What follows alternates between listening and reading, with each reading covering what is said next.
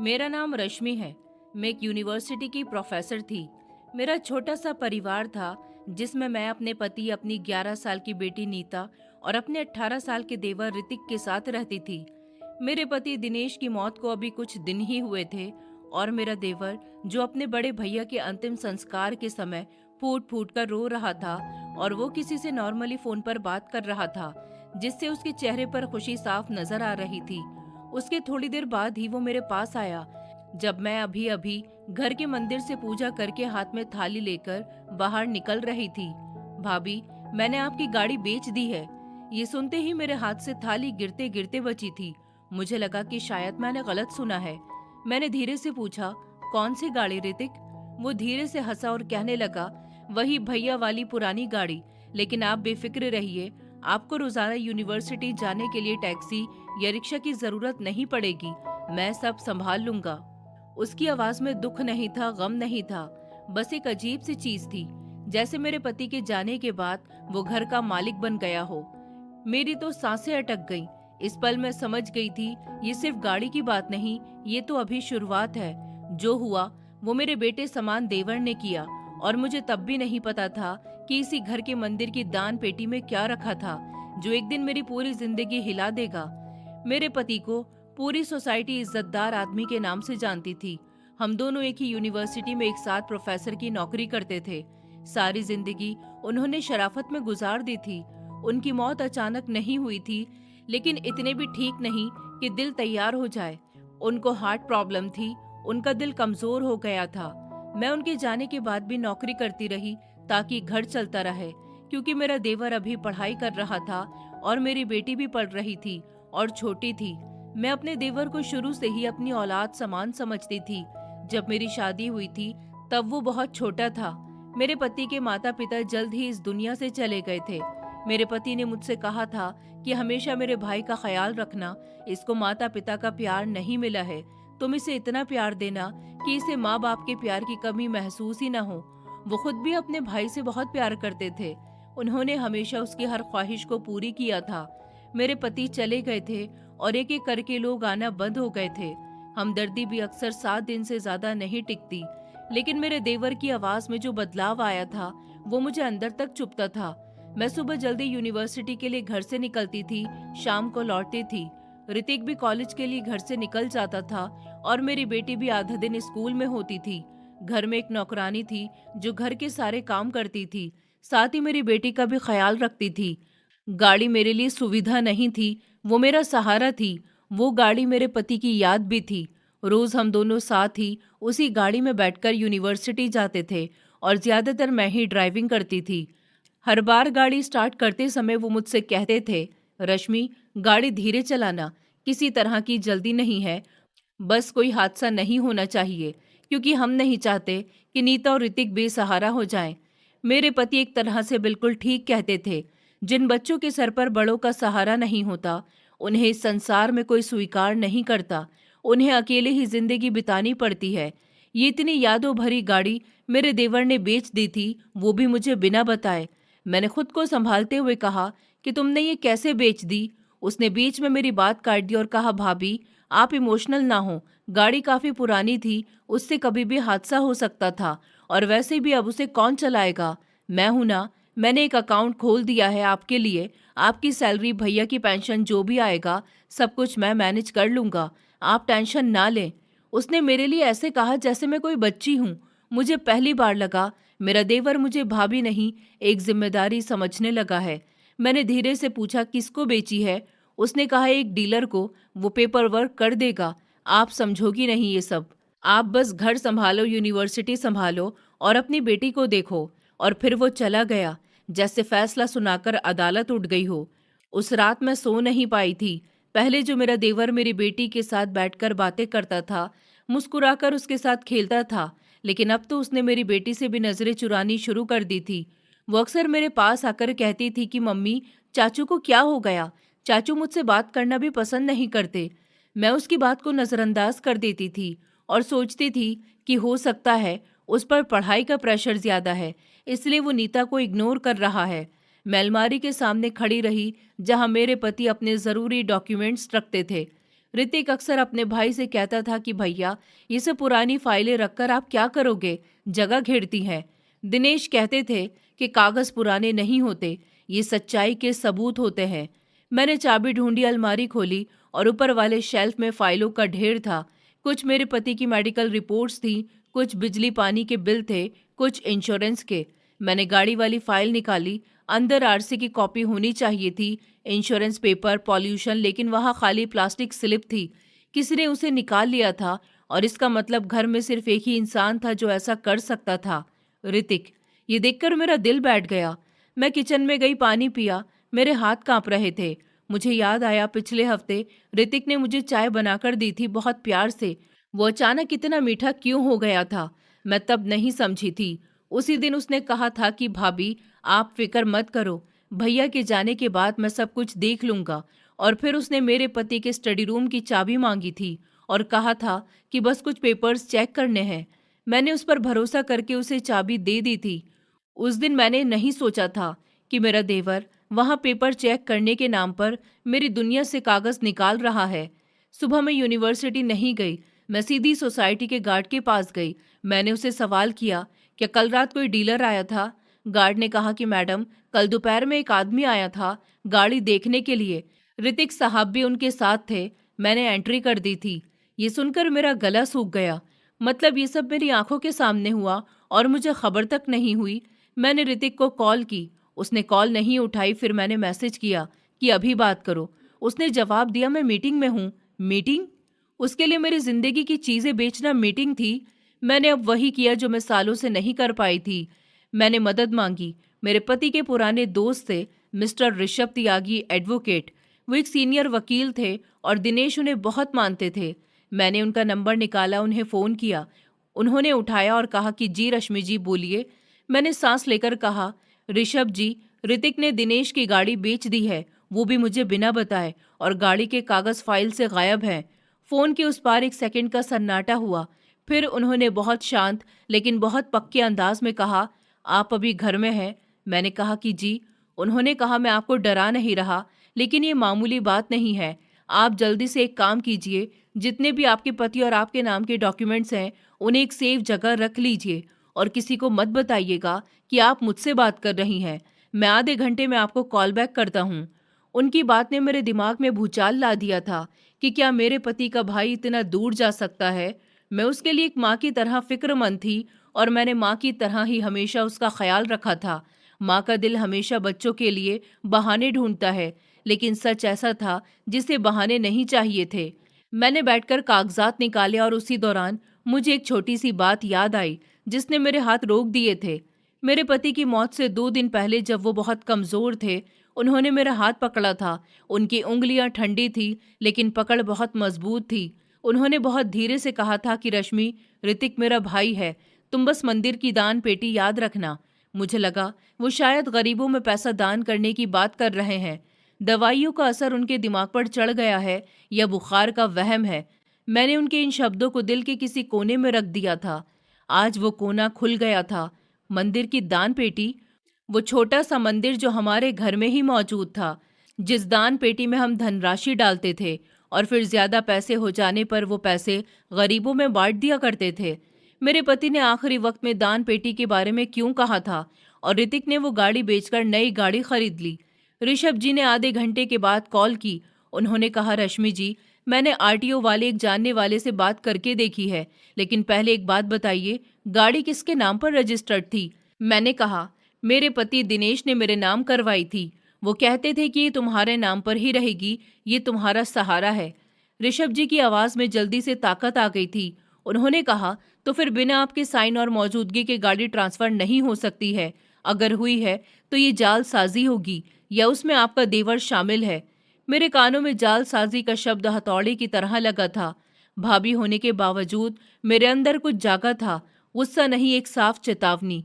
अब अगर मैं खामोश रही तो ये सिर्फ गाड़ी नहीं, मेरी पूरी जिंदगी बेच देगा। मैंने डरते डरते कहा, ऋषभ जी, वो मेरे पति का भाई है। वो जिस तरह अपने भाई की इज्जत करता था, इसी तरह मेरी भी करता है। उन्होंने बहुत धीरे से लेकिन मजबूत अंदाज में कहा, आप उसकी भाभी हैं, माँ तो नहीं है, और आपके पति से उसका संबंध आपसे भी ज्यादा गहरा था। दिनेश मर चुका है। भाभी होना मतलब आंखें बंद करना नहीं होता। आपने उसकी परवरिश की, अच्छे बुरे की पहचान सिखाई, मतलब सही समय पर अभी भी आप उस पर रोक लगा सकती हैं। उनकी ये बात मेरे सीने में कहीं अटक गई थी। उन्होंने आगे कहा, आप एक काम करो, आज शाम तक कोई भी कागज ऋतिक को मत देना। अगर वो मांगे तो कह देना कि वो तो आपको भी नहीं मिल रहे, और सबसे जरूरी बैंक की तरफ कोई चीज तो नहीं है, कोई लॉकर या कोई अकाउंट वगैरह।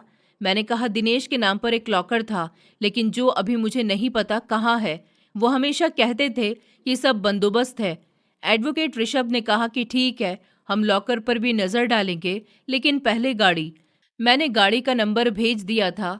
शाम होने से पहले ऋतिक घर आ गया था। उसकी चाल में एक नकली परेशानी थी। उसने आते ही सवाल किया, भाभी आज आप यूनिवर्सिटी नहीं गई थी? मैंने कहा, नहीं, मेरी तबीयत ठीक नहीं थी। उसने मेरे चेहरे को देखा, फिर जल्दी से अपनी नजरें इधर उधर फेरी, जैसे वो चेक कर रहा हो कि मैं जान तो नहीं गई। फिर उसने वही मीठी आवाजें निकाली, भाभी आप परेशान न हो, गाड़ी से आपको क्या लगाव है? मैंने नई गाड़ी खरीद ली है, मैं भी कभी कभी आपको ड्रॉप कर दिया करूंगा, बस आप मुझे फाइल दे दो। भैया की जो पुरानी फाइलें हैं वो टैक्स वाला मांग रहा था। टैक्स? मैंने सांस दबाकर कहा, टैक्स वाला भी आ गया? हाँ भाभी, फाइल्स। वो तड़प कर बोला, भाभी जल्दी करो, लोग क्या कहेंगे कि भैया के जाने के बाद घर की चीजें बिखरी पड़ी हैं। मैंने पहली बार उसकी आंखों में डायरेक्ट देख कर कहा, लोग तो कल भी कहेंगे ऋतिक, और परसों भी कहेंगे। तुम पहले मुझे ये बताओ कि गाड़ी किसको बेची है? उसके चेहरे का रंग एक पल के लिए बदल गया। फिर वो हंसने की कोशिश करने लगा और बोला, भाभी आप क्यों पूछ रही हो? सब कुछ मैंने संभाल लिया है ना, आप समझोगी नहीं? मैंने बहुत शांत होकर कहा, मैं समझ जाऊंगी, क्योंकि वो गाड़ी मेरे नाम पर थी और उसके कागज मेरी फाइल से गायब हैं। ये सुनते ही उसकी गर्दन की नसें फूल गई थी। उसने दिखावे की मुस्कुराहट अपने चेहरे पर सजाई और कहा, आपने वो फाइल देखी थी क्या? भाभी आप खुद को डिप्रेशन में क्यों डाल रही हो? मैं बाद में आपको सब दिखा दूंगा। और फिर उसने टेबल पर हाथ रखकर थोड़ा आगे झुकते हुए धीमी आवाज में कहा, वैसे भैया की स्टडी रूम की दूसरी चाबी कहाँ है? उसके सवाल में लालच था और डर भी था, जैसे उसे कोई चीज चाहिए जो उसे अभी तक नहीं मिली। मुझे समझ आना शुरू हो गया था, वो सिर्फ गाड़ी के पीछे नहीं, वो किसी और चीज के पीछे है। दान पेटी, लॉकर की चाबियां, सब एक ही धागे से जुड़े थे। मैं उसी मंदिर में गई और जैसे ही मेरी नजर दान पेटी की तरफ पड़ी तो मेरे होश उड़ गए, क्योंकि दान पेटी अपनी जगह पर थी ही नहीं। वो कहाँ गई, ये देखकर मैं हैरान रह गई। मैं घबराहट में बाहर की तरफ आ रही थी। जब मैं बाहर आई तो ऋतिक फोन पर किसी से बात कर रहा था।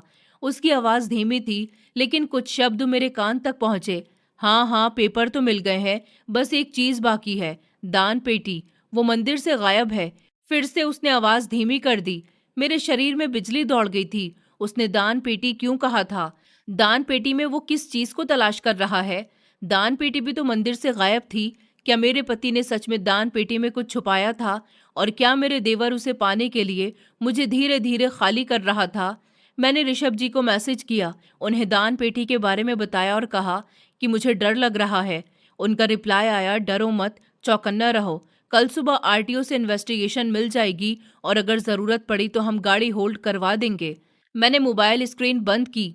कमरे में अंधेरा था, लेकिन मेरे अंदर पहली बार एक रोशनी थी, सच की रोशनी। मैं रो नहीं रही थी, लेकिन आंखों में वो चमक थी जो तब आती है जब इंसान फैसला कर लेता है। अब और नहीं रश्मि। सुबह के समय एडवोकेट ऋषभ जी की कॉल आई थी। उनकी आवाज तेज और साफ थी। उन्होंने कहा, रश्मि जी, गाड़ी का ट्रांसफर कल ही दिखाया गया है और खरीदार का नाम कोई डीलर नहीं बल्कि एक ऐसा इंसान है जो आपकी सोसाइटी के पास ही रहता है। ये सुनकर तो मेरा सर ही चकरा गया था। वकील साहब ने कहा, हाँ मतलब गाड़ी दूर नहीं है, और असल बात यह है कि ट्रांसफर के लिए जो दस्तखत लिए गए हैं वो आपकी नकल करने की कोशिश है। ये सुनकर तो मेरे हाथ से फोन गिरने को आ गया था। मेरे अंदर के इंसान का झगड़ा अब खत्म हो गया था। मैंने सोचा भी नहीं था कि कुछ ऐसा भी हो सकता है।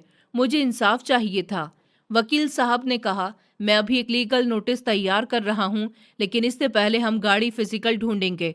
अगर आपकी सोसाइटी के आसपास गाड़ी है तो आज ही दान पेटी की भी तलाश करनी होगी। आप घर में दान पेटी तलाश कीजिए। मैंने पूरे घर में दान पेटी तलाश कर ली थी, मगर वो मुझे कहीं भी नहीं मिल रही थी। मैं परेशान होकर सोफे पर बैठी हुई थी जब मेरी बेटी मेरे करीब आई और मुझसे बातें करने लगी। उससे बातें करके मुझे थोड़ा रिलैक्स फील हुआ था। लेकिन बातों ही बातों में उसने मुझसे कहा, मम्मा आप मेरे साथ खेलो ना। मैंने कहा, बेटा अभी मेरा मूड नहीं है, मम्मा परेशान है। उसने मुझसे पूछा कि आप क्यों परेशान है? तो मैंने उसे बता दिया कि दान पेटी कहीं नहीं मिल रही है। उसने मुझे बताया कि दान पेटी तो मैंने आपकी गाड़ी में देखी थी। आपको याद नहीं, जब पापा जिंदा थे तब और पापा दान पेटी गाड़ी में रखकर ले गए थे। आप लोगों ने गाड़ी में बैठकर उसमें से पैसे निकालकर काउंट किए थे और हम लोग गरीबों के लिए सामान खरीदने गए थे।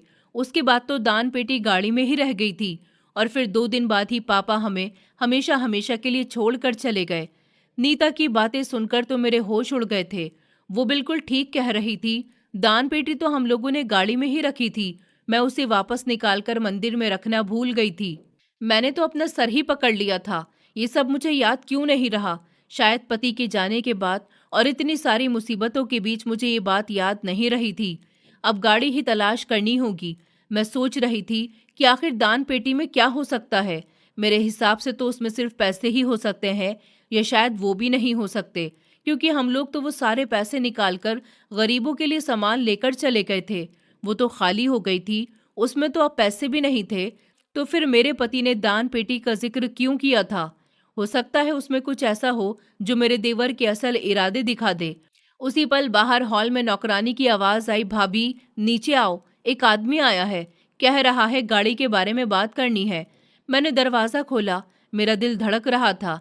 पीछे लॉबी में एक आदमी खड़ा था, सिंपल कपड़े पहने लेकिन आंखें तेज थी। उसने कहा कि आप रश्मि जी हैं? मैडम, आपकी गाड़ी अभी बेसमेंट में खड़ी है। मेरी सांसें रुक गईं। मैं जल्दी से बेसमेंट की तरफ भागी और जब मैंने दूर से अपनी गाड़ी को देखा तो विंडशील्ड के अंदर कुछ चमका, जैसे किसी ने जल्दी में कोई चीज छुपाई हो। मैं दरवाजा खोलने ही वाली थी कि पीछे से ऋतिक की आवाज मेरे कान में आई, भाभी उसमें दान पेटी रखी हुई है, उसे मत खोलना। उसकी आवाज मेरी कान में जहर बनकर उतर गई थी। मैंने पलटकर देखा, उसकी आंखों में डर था और वो किसी भाई का नहीं था, वो डर किसी मुजरिम का था जिसे पकड़े जाने का डर हो। बेसमेंट की पीले रंग की रोशनी में विंडशील्ड के अंदर कुछ चमक रहा था, एक छोटा सा धातु जैसा, जैसे कोई चाबी या पेन ड्राइव का हिस्सा हो। दान पेटी का ताला टूटा हुआ था और वो खुली हुई थी। मैंने अपने अंदर की कांपती हुई औरत को एक तरफ रखकर उस औरत को आगे किया था जो बरसों से संभलती आई थी। मैंने धीरे से कहा कि तुम मुझे रोक क्यों रहे हो ऋतिक? उसने आंखें फेर ली जैसे आसपास कोई सुन न ले। फिर कहने लगा कि भाभी वो बस उसमें पुराने कुछ कागज रखे हुए हैं, आप परेशान हो जाएंगी उन्हें देखकर। मैंने सब साफ कर दिया है, चलिए ऊपर। साफ कर दिया है? मैंने उसके ये शब्द पकड़ लिए। मतलब कि दान पेटी में कुछ था और तुमने निकाल लिया है? उसके गले में जैसे कुछ फंस गया था। वो चीख कर बोला, आपको ये सब समझ नहीं आएगा। और फिर उसने मेरी कलाई पकड़ ली, हल्का सा जोर लगाकर मुझे वहां से ले जाने लगा जैसे मैं कोई बच्ची हूँ। मुझे पहली बार उसकी पकड़ पर गुस्सा नहीं, शर्म आ रही थी। मैं बोली नहीं, बस धीरे से अपनी कलाई छुड़ाई। मैंने बहुत शांत आवाज में कहा कि मुझे हाथ मत लगाना। शांत आवाज कभी कभी सबसे तेज थप्पड़ होती है। उस अजनबी आदमी ने, जो नीचे लॉबी में आया था, हिचकिचाते हुए कहा, मैडम मैं सोसाइटी के इलेक्ट्रीशियन को जानता हूँ, कल रात ये गाड़ी यहाँ थी, सुबह सुबह किसी ने पार्क की। फिर थोड़ी देर में 2 लड़के आए, गाड़ी से ये लकड़ी के बॉक्स जैसा कुछ बाहर निकाला और फिर वापस इसी गाड़ी में रखकर जल्दी जल्दी चले गए। मैं समझ गई थी कि ऋतिक अकेला नहीं है, या तो उसने किसी को भेजा है या वो खुद किसी के साथ मिलकर ये सब कर रहा है। मैंने मोबाइल निकालकर वकील साहब का नंबर लगाया। पहली घंटी पर उन्होंने कॉल उठा ली थी।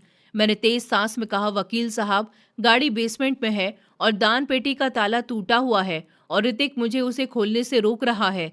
उनकी आवाज एकदम हुक्म वाली हो गई। उन्होंने कहा, रश्मि जी आप गाड़ी के अंदर कुछ भी छुए बिना वीडियो बनाएं, नंबर प्लेट, अंदर की हालत, दान पेटी का ताला, सब कुछ। और इस बारे में कुछ भी ऋतिक को मत बताना कि आप वीडियो रिकॉर्ड कर रही हैं। मैंने मोबाइल हथेली में छुपाकर वीडियो शुरू कर दी थी। मेरी उंगलियां कांप रही थी। मैं पहली बार अपने ही घर में सबूत जमा कर रही थी। ऋतिक ने मेरा मोबाइल देखा तो उसकी आवाज तेज हो गई। वो कहने लगा, भाभी आप क्या कर रही हो? लोगों को दिखाओगी क्या? सोसाइटी में हमारा तमाशा बनाओगी क्या? मैंने उसके चेहरे की तरफ देखा और कहा, तमाशा तो तुमने बनाया है ऋतिक, मैं तो बस सच देख रही हूँ। उसके अंदाज में कड़वाहट आ गई थी। सच? कौन सा सच? ये क्या है भाभी? आप अकेली हो, आप मैनेज नहीं कर सकती, मैं करूंगा ना। उस पल मुझे दिनेश की बात याद आ गई थी। अगर कभी ऋतिक बहुत मीठा हो जाए, और आज वो मीठा नहीं था, आज वो असली था। मैंने गाड़ी की चाबी निकाली। मेरे पास अभी भी गाड़ी की एक डुप्लीकेट चाबी थी जो मैं हमेशा अपने पर्स में रखती थी। मैंने गाड़ी का दरवाज़ा खोला। अंदर सीट पर धूल थी, लेकिन कोई बड़ी तोड़फोड़ नहीं थी। दान पेटी सीट पर रखी हुई थी। मैं झुकी, मेरी नज़र उस चमकती हुई चीज़ पर गई। वो एक छोटी सी चाबी थी, काली रबड़ की कोर वाली, जिस पर एक नंबर उभरा था। मैंने उसे उठाया नहीं था, पहले वीडियो में क्लियर शॉट लिया, फिर धीरे से हथेली में रखा। वो चाबी ठंडी और भारी थी। ये चाबी घर की अलमारी की नहीं थी, ये लॉकर की चाबी थी, ये किसी ऑफिस सेफ की। मेरा गला सूख गया था। ये क्या है? मैंने ऋतिक से पूछा। उसने एकदम कहा कि कुछ नहीं भाभी, भैया की कोई पुरानी चाबी होगी, छोड़ो ना उसे। उसने छोड़ो ऐसे कहा जैसे वो चाहता हो कि मैं भूल जाऊं, लेकिन अब मेरा भूलने का मौसम खत्म हो चुका था। मैंने दान पेटी खोलने के लिए हाथ बढ़ाया। ऋतिक ने फिर से आवाज दबाकर कहा कि मत खोलो भाभी। इस बार उसके अंदाज में गड़गड़ाहट थी। मैं रुकी, मैंने उसे देखा और कहा क्यों? उसने कहा क्योंकि क्योंकि उसमें भैया की चीजें हैं, आप रो पड़ोगी। मैं बोली, मैं रो नहीं रही ऋतिक, मैं सीख रही हूँ। फिर मैंने दान पेटी का ढक्कन धीरे से खोला, जिसमें पैसे तो नहीं थे। उसमें गोल्डन कलर का एनवेलप था, जिस पर कोई नाम नहीं लिखा था, बस एक छोटा सा स्टिकर लगा हुआ था, जैसे कोई मोहर हो। उसके ऊपर पेन से लिखा हुआ था, सिर्फ रश्मि के लिए। मेरे दिल की धड़कनें इतनी तेज हो गई थी कि मुझे लगा कि ऋतिक भी सुन लेगा। ऋतिक ने एक कदम आगे बढ़ाया और कहने लगा, भाभी वो। मैंने वो लिफाफा नहीं उठाया, पहले उसकी फोटो क्लिक की। वकील साहब ने कहा था कि सबूत चाहिए। मैंने वैसे ही लिफाफा रखा, रहने दिया। दान पेटी को बंद किया और बहुत शांत होकर उसे वहीं रहने दिया और गाड़ी का ताला लगा दिया। ऋतिक से कहा कि ऊपर चलो। ऋतिक ने राहत की सांस ली थी, जैसे उसे जीत मिल गई हो, लेकिन उसे ये नहीं पता था कि मैं गाड़ी को बंद करके भाग नहीं रही हूँ, बस सही जगह, सही गवाह और सही समय चुन रही हूँ। हम लिफ्ट से ऊपर आए और घर में घुसते ही ऋतिक ने आवाज बदल दी, मीठी, थकी हुई, जैसे वो लाचार हो। उसने कहा, भाभी आप मेरी बात समझ क्यों नहीं रही हो? मैं आपके लिए ही तो कर रहा हूँ। मैंने कहा ठीक है, बैठो। मैंने उसे सोफे पर बिठाया और खुद सामने कुर्सी पर बैठ गई। पहली बार हमारे बीच फासला था, शारीरिक नहीं, दिमागी। वो मुझे देख रहा था जैसे मैं कोई नई औरत हूँ। मैंने बहुत सीधा सवाल पूछा, तुमने मेरे नाम के सिग्नेचर कैसे लगाए? उसके चेहरे पर बिजली सी चमक थी। फिर उसने खुद को संभाल लिया। कौन से सिग्नेचर भाभी? मैंने कहा, आरटीओ में ट्रांसफर दिख रहा है और सिग्नेचर मेरे जैसे बनाए गए हैं। अब वो एक्टिंग करने लगा, वो घबरा गया था और कहने लगा, भाभी आप ये कैसी बातें कर रही हो? किसने आपको मेरे खिलाफ भड़का दिया? मैंने कहा, मुझे किसी ने तुम्हारे खिलाफ नहीं भड़काया है, ये सबूत है। उसके होठ सिकुड़ गए थे। वो कहने लगा कि आपको क्या लगता है मैं कोई मुजरिम हूँ?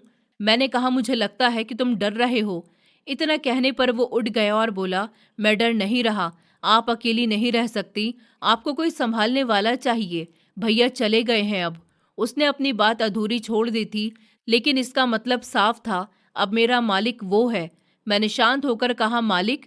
क्या मैं कोई जमीन हूँ ऋतिक? मेरी बात सुनकर उसका चेहरा लाल हो गया। उसने धीमे अंदाज में कहा, ठीक है, अगर आपको मेरी मदद नहीं चाहिए तो फिर बात मत करना, और ना ही आइंदा मैं आपको संभालने वाला हूँ। इतना कहकर वो स्टडी रूम की तरफ पलट गया था। मेरे अंदर अलार्म बज उठा। वो फिर चाबी ढूंढने के लिए जा रहा है। मैंने जल्दी से कहा, रुको। वो रुक गया और पलटा और बोला कि जी कहिए। मैंने कहा, तुम्हें स्टडी रूम में जाने की जरूरत नहीं है। उसने कहा, क्यों? क्यों नहीं है? अब वो भी आपकी प्रॉपर्टी है क्या?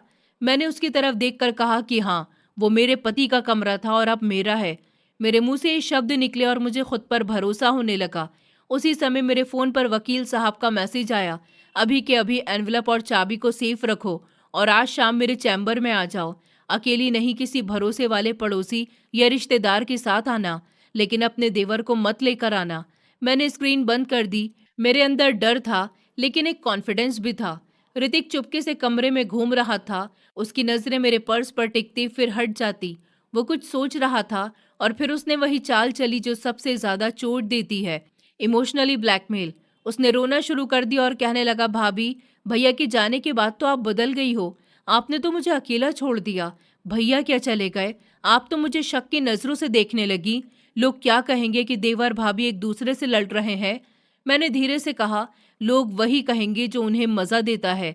मैं अब उनके मुताबिक नहीं जीऊंगी। मेरे अंदाज में ना गुस्सा था ना धौंस थी, बस एक फैसला था, और जो फैसला कर लेता है वो ताकतवर बन जाता है। शाम होने लगी थी। मैंने बहाना बनाया कि मुझे अपने एक स्टूडेंट के यहाँ जाना है। ऋतिक ने कहा कि मैं आपको छोड़ देता हूँ। मैंने कहा कि नहीं, मैं टैक्सी या रिक्शा लेकर चली जाऊंगी। वो हैरानी से मुझे देखता रहा, क्योंकि वो चाहता था कि मैं उसके साथ जाऊं ताकि वो मेरे हर कदम पर नजर रख सके। मैंने जल्दी से अपने पर्स में एनवेलप और चाबी रखी और लिफाफे को एक पुराने थैले में कपड़ों के नीचे छुपा दिया। मैंने अपनी एक फ्रेंड अंजलि को अपने साथ चलने के लिए कहा। उसने बिना कोई सवाल किए कहा कि ठीक है, मैं तुम्हारे साथ चलूंगी। हम ऋषभ जी के चैम्बर पर पहुंचे। वो एक सीनियर वकील थे। उनके चैम्बर में किताबें रखी हुई थी और एक सिंपल सी कुर्सी थी।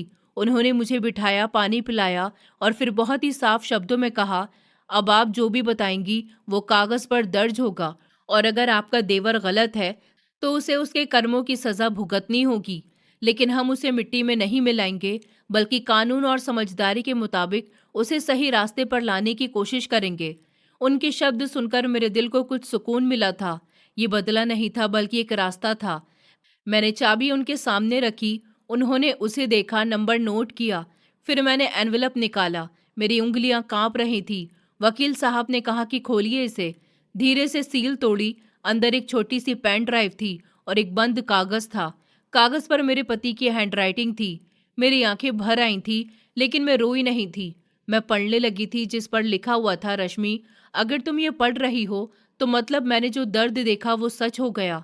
मैं ऋतिक से बहुत प्यार करता हूँ, लेकिन मैं उसके लालच को भी पहचानता हूँ। इस पेन ड्राइव में कुछ डॉक्यूमेंट्स हैं। जायदाद के कागज नहीं है, सबूत हैं। ऐसे सबूत जो दिखाएंगे कि ऋतिक ने कब कब और किसके साथ मिलकर क्या क्या किया है। मेरे हाथ ठंडे पड़ गए थे। वकील साहब ने मेरी तरफ देखा और कहा, ये किसके बारे में है? मैंने अपनी दोस्त से कहा कि मेरा पति जानता था कि ऋतिक कुछ गलत करेगा। वकील साहब ने पेन ड्राइव को अपने लैपटॉप में नहीं लगाया। उन्होंने जल्दी से कहा, इसका पहले फॉरेंसिक बैकअप होगा, हम इसे ऐसे नहीं खोलेंगे। जंजीर कैद के साथ जरूरी है। उनके ये शब्द सुनकर मुझे लगा कि मैं सही इंसान के पास आई हूँ। उन्होंने अपने जूनियर को बुलाया, बंद एनवेलप तैयार कराया और पेन ड्राइव को सबूत की तरह पैक करवाया। फिर उन्होंने चाबी देखकर कहा, ये चाबी बैंक लॉकर की मालूम होती है, और आपने कहा था कि आपके पति के नाम लॉकर था। हम कल सुबह बैंक चलेंगे। मेरी सांस में थोड़ी ताकत आई थी, लेकिन साथ ही मेरे दिल में डर भी था कि अगर लॉकर में वही चीज है जो ऋतिक चाहता है तो वो हमें वहां जाने नहीं देगा। वकील साहब ने जैसे मेरे दिल की बात पढ़ ली थी। उन्होंने कहा, आप आज रात घर पर अकेली मत रहना और अपनी बेटी को भी अपने साथ रखना, और अगर आपका देवर हंगामा करे तो आप खामोश रहकर बस इतना कहना, मैं अपने कागज खुद संभाल रही हूँ। बस। मैंने अपना सर हिला दिया था। हम चैम्बर से निकले ही थे कि मेरे मोबाइल पर ऋतिक की कॉल आई। मैंने कॉल उठाई। उसकी आवाज में घबराहट थी। भाभी, आप कहाँ हैं? मैंने कहा, मैंने तुम्हें बताया तो था कि मैं अपनी एक स्टूडेंट के घर आई हूँ। उसने कहा, किसके साथ हैं आप? मैंने कहा, मैं अपनी फ्रेंड अंजलि के साथ आई हूँ।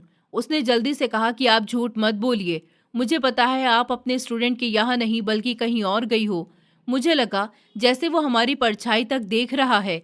फिर उसने धीमे लेकिन बहुत ही सख्त अंदाज में कहा, भाभी, अगर आप मेरे खिलाफ कोई कदम उठाओगी तो याद रखना, घर में जो कुछ है मैं सब रोक दूंगा। मैंने पहली बार उसे जवाब में धमकी नहीं दी थी। मैंने बस इतना कहा था, तुम कुछ नहीं रोक सकते ऋतिक, तुम सिर्फ कोशिश कर सकते हो। और मैंने फोन काट दिया था। मेरे हाथ कांप रहे थे, लेकिन मेरी आवाज नहीं कांपी थी। घर लौटते ही मुझे पता चल गया था कि सब कुछ बदल चुका है। दरवाजे पर ऋतिक खड़ा हुआ था, जैसे वो मेरा ही इंतजार कर रहा हो। मेरी बेटी को मैंने कुछ दिनों के लिए अपने मायके भेज दिया था। ऋतिक ने मेरी आंखों में आंखें डालकर सवाल किया कि आप वकील के पास गई थी। मेरे पेट में एक पल के लिए डर उठा था। उसे कैसे पता चल गया था? क्या उसने किसी को हमारे पीछे लगाया था या उसने खुद मेरा पीछा किया था? अंजलि ने जल्दी से कहा कि हाँ, गई थी। क्या रश्मि को किसी की सलाह लेने का हक नहीं है? ऋतिक ने उसे घूर कर देखा, फिर मेरी तरफ आया। भाभी, आपने मेरे साथ ऐसा क्यों किया है? मैंने कहा, मैंने तुम्हारे साथ कुछ नहीं किया, बल्कि अपने साथ किया है। मैंने खुद को बचाया है। वो गुस्से में तिलमिला गया था और कहने लगा, आपको बचाने वाला मैं हूँ। मैंने बहुत धीरे से कहा, नहीं ऋतिक, अब मैं खुद अपने आप को बचा सकती हूँ। मैं अपने लिए काफी हूँ। ये बात तो यहीं खत्म हो गई थी। उस रात मैं अपने कमरे में बैठी थी और पहली बार मुझे लगा कि मेरी सांस मेरी है, लेकिन नींद फिर भी नहीं आ रही थी। क्योंकि मुझे पता था ऋतिक अब नरम नहीं रहेगा। वो अब अपना असली चेहरा और भी साफ तरीके से दिखाएगा।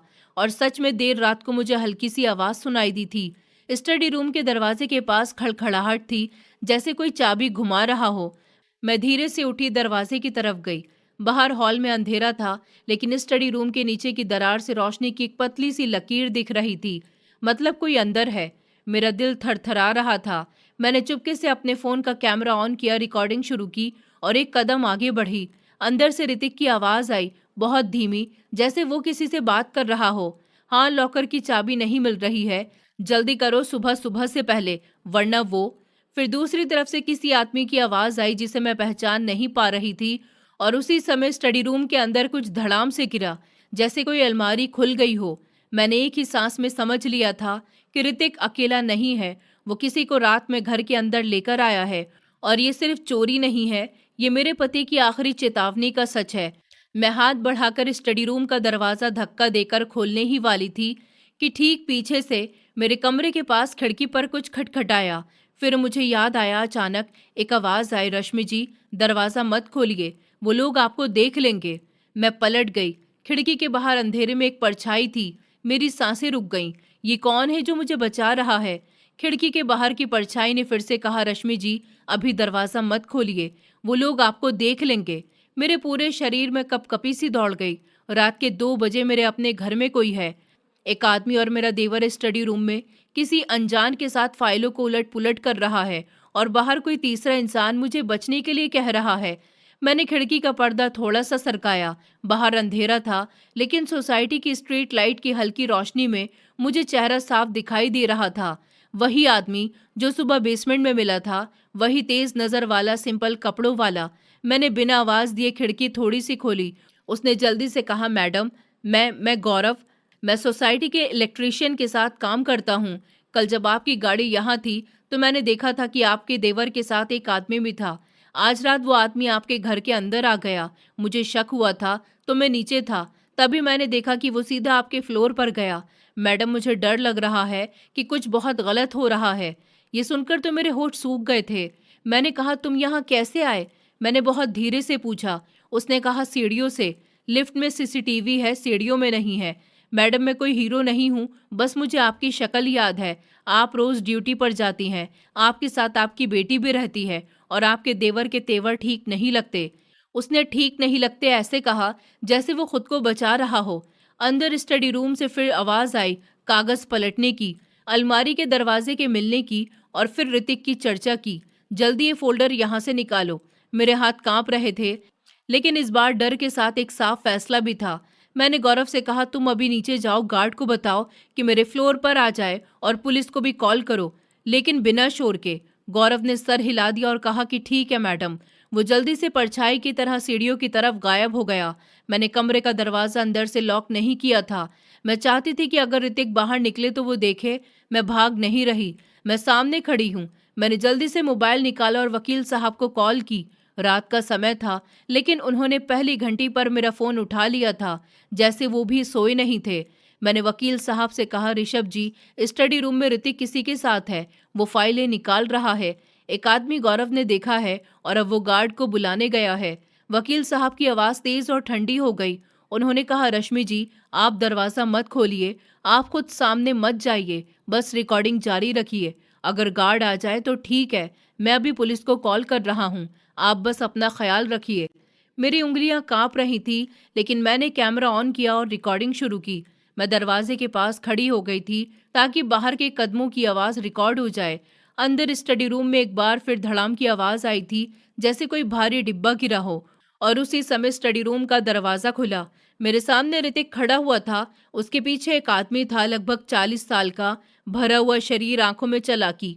उसने मेरी तरफ देखा और जल्दी से नजर झुका ली, जैसे वो जानता है कि उसे यहाँ नहीं होना चाहिए। ऋतिक ने मुझे ऐसी नजर से देखा जैसे मैं उसकी दुश्मन हूँ। आप जाग रही थी? उसने बनावटी हंसी के साथ कहा। मैं तो बस यहाँ भैया की कुछ फाइलें ठीक से रख रहा था। मैंने बहुत शांत होकर कहा, रात के 2 बजे, और ये कौन है? मेरे शब्दों के साथ ही वो अनजान आदमी खिसकने लगा। ऋतिक ने उसे आंख का इशारा किया, रुको। फिर ऋतिक मेरे करीब आया। उसकी आवाज धीमी हो गई थी, लेकिन उसमें धमकी साफ थी। भाभी, आप बहुत आगे निकल रही हो, अपने भले के लिए पीछे हट जाइए। उसकी बात सुनकर मेरे अंदर एक पल के लिए वो पुराना डर उठा था जो हर औरत के दिल में होता है, जो बच्चे के बिगड़ जाने पर होता है। फिर मुझे अपने पति की हैंडराइटिंग याद आ गई, दान पेटी में मौजूद वो लिफाफा याद आया और ऋषभ जी के कहे गए वो शब्द याद आए कि आप उसकी भाभी हो, आपको अपनी आंखें बंद नहीं करनी चाहिए। मैंने धीरे से कहा, मैं पीछे नहीं हटूंगी। उस आदमी ने पहली बार कहा कि अच्छा मैडम, आपको अच्छी गलतफहमी हुई है। मैं तो बस कुछ कहने ही वाला था। ऋषभ ने उसकी बात काट दी और कहा, चुप रहो। फिर उसने मेरी तरफ देखकर कहा, आप अकेली लड़ सकती हो, आप यहाँ कुछ भी साबित नहीं कर पाओगी। वो एक कदम आगे बढ़ा तो लिफ्ट की घंटी बजी। मेरे दिल ने राहत की सांस ली। बाहर कदमों की तेज आवाज आई, गार्ड की आवाज, मैडम सब ठीक तो है ना? और फिर गौरव की आवाज आई। इसी फ्लैट में है सर। ऋतिक का चेहरा एकदम से बदल गया, वो अब घबरा गया था। वो अनजान आदमी पीछे हटा। मैं दरवाजे की तरफ गई और लॉक खोला। बाहर 2 गार्ड्स थे और गौरव था। गार्ड ने अंदर झांक कर पूछा, सर आप कौन? वो आदमी हिचकिचाया और बोला, मैं ऋतिक का दोस्त हूँ। ऋतिक ने भी झट से कहा कि ये मेरा दोस्त है। गार्ड ने सख्ती से कहा कि रात 2 बजे विजिटर एंट्री रजिस्टर में नाम नहीं है। अभी उसकी बात अधूरी रह गई थी कि इस समय नीचे से पुलिस की जीप का सायरन हल्का सा सुनाई दिया। मेरे अंदर एक कपकपी उठी कि अब बात घर के अंदर नहीं रहेगी, अब कानून आएगा। मैंने खुद को समझा लिया था और गार्ड से कहा कि इन दोनों को यहीं रोको, पुलिस आ रही है। ऋतिक ने मेरी तरफ देखा। उसकी आंख में पहली बार डर पूरी तरह से खुल गया था। उसने कहा, भाभी आप सच में पुलिस बुला रही हैं? उसकी आवाज अब गुस्से से कम और घबराहट से ज्यादा निकल रही थी। मैंने कहा, मैं सच में अपने घर की हिफाजत कर रही हूँ। पुलिस आई, 2 कांस्टेबल और एक हेड कांस्टेबल थे। उन्होंने पहले मेरी बात सुनी और फिर ऋतिक की। ऋतिक ने वही नाटक शुरू कर दिया, ये मेरी भाभी हैं, ये इमोशनल हो रही हैं, इन्हें कोई गलतफहमी हुई है। मैंने बिना नाटक के सीधा कहा, मेरी गाड़ी मेरे नाम पर थी, मेरे जाली सिग्नेचर बनाए गए, मेरे पति की फाइलों से कागज गायब हैं। रात में बिना एंट्री के ये आदमी मेरे घर में मिला, मुझे दान पेटी खोलने से रोकता रहा जो कि मेरी गाड़ी में रखी थी। हेड कांस्टेबल ने ऋतिक को देखा, फिर उस आदमी से पूछा, आप अपनी आईडी दिखाइए। वो घबराकर बोला कि जी। उसने जेब टटोली और एक कार्ड निकाला। पुलिस ने देखकर कहा कि ये लोकल प्रॉपर्टी ब्रोकर है। ये सुनकर मेरे माथे पर पसीना आ गया। Property broker? मेरा देवर किसके साथ क्या सौदा कर रहा था? वकील साहब ने मुझे व्हाट्सएप पर शिकायत पत्र भेज दिया था। मैंने वो पुलिस को दिखाया। पुलिस ने कहा कि मैडम आप सुबह थाने जाकर तहरीर और शिकायत दर्ज कीजिए, अभी हम इन्हें नीचे ले जाते हैं। आप अपना सीसीटीवी फुटेज और ये रिकॉर्डिंग संभाल कर रखिए। मैंने सर हिला दिया। मेरे हाथ कांप रहे थे लेकिन मैं गिर नहीं रही थी। ऋतिक को जब पुलिस नीचे ले जा रही थी तो उसने मेरी तरफ देखा। उसकी आंखों में अब गुस्सा नहीं था, बस एक टूटी हुई हद थी। उसने कहा, आपने सब कुछ खत्म कर दिया। मैंने उसकी बात का कोई जवाब नहीं दिया क्योंकि मैं जानती थी कि ये खत्म नहीं हुआ, ये तो बस शुरुआत है, सही शुरुआत।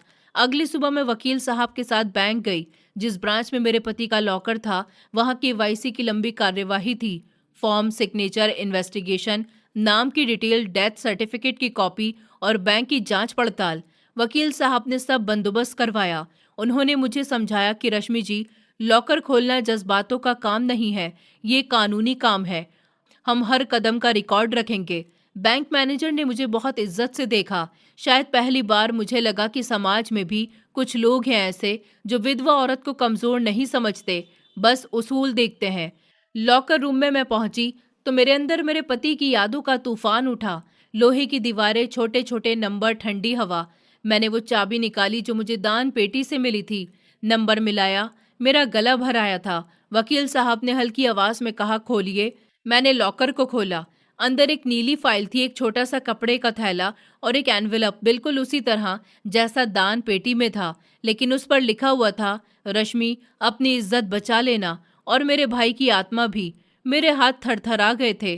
कपड़े के थैले में एक सिंपल सी सोने की अंगूठी नहीं, बल्कि एक छोटी सी पेन ड्राइव और कुछ स्टाम्प पेपर थे।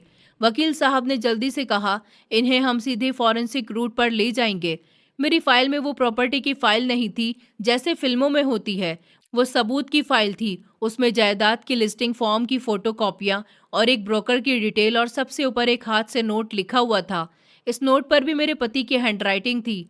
रश्मि, ऋतिक ने मेरे इलाज के दौरान कई बार मुझसे जायदाद लेने को कहा था। मैं जानता था कि वो किसी दबाव में है। स्टेटस, लाइफ और लोग क्या कहेंगे, यही वो दबाव है जो उसे ये सब करने पर मजबूर कर रहा है। मैंने उसे समझाया था, लेकिन वो माना नहीं। अगर तुम ये लेटर पढ़ रही हो तो वो मेरे नाम की चीजें भी बिना पूछे बेचना शुरू कर चुका होगा। मैंने इस लॉकर में वो सब रखा है जो तुम्हें सच दिखाएगा। मैं हमारे घर के मंदिर में प्रार्थना कर रहा था कि ऊपर वाला मेरे भाई को सीधे रास्ते पर ले आए, और यहीं बैठकर मैं तुम्हें ये सारे नोट लिख रहा हूँ और ये सब दान पेटी में डाल रहा हूँ ताकि ये तुम्हें मिल जाए। याद रखना कि तुम्हें मेरे भाई को मिटाना नहीं है, उसे रोकना है। मैंने आंखें बंद कर ली थी। मेरे पति ने मुझे बदला लेना नहीं सिखाया था, उन्होंने मुझे माफ करना सिखाया था। वकील साहब ने धीरे से कहा कि रश्मि जी, ये डॉक्यूमेंट्स दिखाते हैं कि आपका देवर आपको कानूनी तौर पर नजरअंदाज करके आपके पति की जायदाद को बेचने की कोशिश कर रहा था और ब्रोकर के साथ मिलकर कागज बनवा रहा था। हालांकि इस सब में उसका भी अपना हिस्सा है, लेकिन वो अपने भाई के हिस्से पर बेनियत खराब कर रहा है और गाड़ी की जालसाजी भी इसी पैटर्न का हिस्सा है। हम दो मुकदमे बना सकते हैं, जालसाजी और धोखाधड़ी की कोशिश का, लेकिन हम कौन सा रास्ता अपनाएं ये आपको तय करना है। उस दिन मैं पहली बार समझी कि मेरे हाथ में ताकत है, लेकिन ताकत का मतलब किसी को कुचलना नहीं होता। ताकत का मतलब होता है गलत को रोकना, सही को कायम रखना।